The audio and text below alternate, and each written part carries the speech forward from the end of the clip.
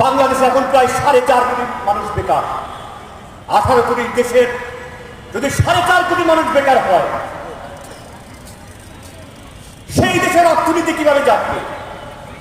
আমরা বিগত সময়কালে দেখেছি শেখ হাসিনা আমার অর্থনীতিকে ফুলে ফাটিয়ে রেখেছেন, উন্নয়নের রোড মডেল দেখেছেন।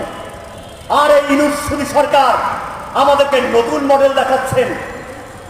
সেই মডেলটা তিনি বলছেন বাণিজ্য করো, বাণিজ্য করো, খালি চাকরির পিছনে ছোট না, বাণিজ্য করো। আরে ভাই, গরিব কৃষকের সন্তান, সে বাণিজ্য করার জন্য টাকা পাবে কোথায়? বলেন, আমাকে বলেন, টাকা পাবে কোথায়? টাকা তো হচ্ছে আপনার একটা ব্যাংকের নাম শুনছেন কিনা আমি জানি না, অনেকে হয়তো শুনেন নাই, যুব কর্মসংস্থান ব্যাংক, যেটাতে বিগত সরকারগুলো যারাই ক্ষমতা ছিলেন, ওই এরশাদ থেকে শুরু করে বিএনপি, জামাত, আওয়ামী লীগ, প্রত্যেকের ছাত্র যুব সংগঠনরা ওইখানে একটা ক্লাবে পরিণত করেছেন এবং এই যুব কর্মসংস্থানের ব্যাংক থেকে সব শর্তে ঋণ নিয়ে তারা আর ঋণ পরিশোধ করেন নাই। কিন্তু বাংলাদেশের গরিব বেকার যুবক যে কাজ করে খেতে চায়, যে ব্যবসা করতে চায়, কই তাকে তো ঋণ দিচ্ছেন না।